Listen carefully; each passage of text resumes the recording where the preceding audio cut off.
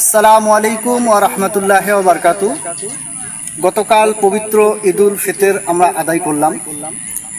তো ঈদুল ফিতরে ওইখানে আমি আর কি নামাজের সময় আমি দেখলাম যে নামাজ হয়ে যাওয়ার পরে যখন যে খুতবা হয়, এমনিতে খুতবার সময় আমাদের কিন্তু কথা বলাটা একদমই উচিত নয়, কথা বলাটাই যাবে না। যদি পাশের জন কেউ কথা বলে এরকম করে বলা যাবে না যে চুপ কর, এই কথাটাও বলা যাবে না।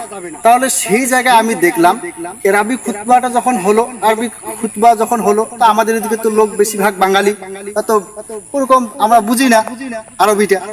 যেহেতু আরবিটা বুঝি না, আরবিটাও আমরা মন দিয়ে শুনবো।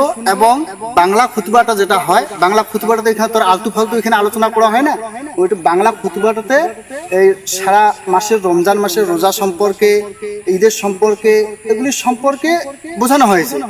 তো সে সময় এই যখন আমরা বাংলা খুতবাটা শুনতেছি, একটা বয়স্ক মানুষ আমি দেখতেছি তখন একটা পাশের মানুষের সাথে ইয়ার্কি করতেছি। চিন্তা করো, সারা মাস আমরা রোজা রাখছি, সারা মাস রোজা রাখছি, ইবাদত করেছি।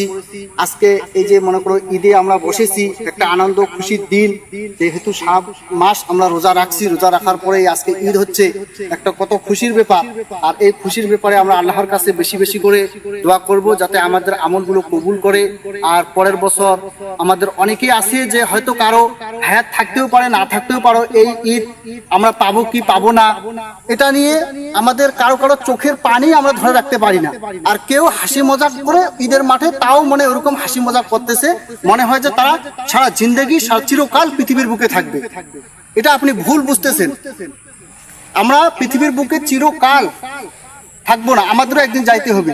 কোন সময় কার ডাক এসে যায় বলা মুশকিল। তার জন্য এই সমস্ত ইবাদতের জায়গায় গিয়ে ওই ইয়ার্কি ঠাট্টা না করে একটু মনোযোগ দিয়ে শুনবেন, দেখবেন যত রকম ইবাদতের জায়গা আছে আপনারা সেখানে মনোযোগী হন। কারণ রাসূলুল্লাহ সাল্লাল্লাহু আলাইহি সাল্লাম হাদিসে বলেছেন যে রাসূলুল্লাহ সাল্লাল্লাহু আলাইহি সাল্লাম যখন কারো সাথে কথা বলতেন এবং কথা শুনতেন, মনোযোগটা তার দিকে এমন ভাবে দিতেন মনে একটু এদিক ওদিক হতো না। যেটা শুনেন একদম ক্লিয়ারলি শুনেন এবং যেটা বলেন সেটাও ক্লিয়ারলি বলেন। তা আল্লাহ পাক আমাদের সকলকে বুঝার তৌফিক দান করুক। আল্লাহ পাক এই ভুলভাল কাজ থেকে আমাদের হেফাজতে রাখুক।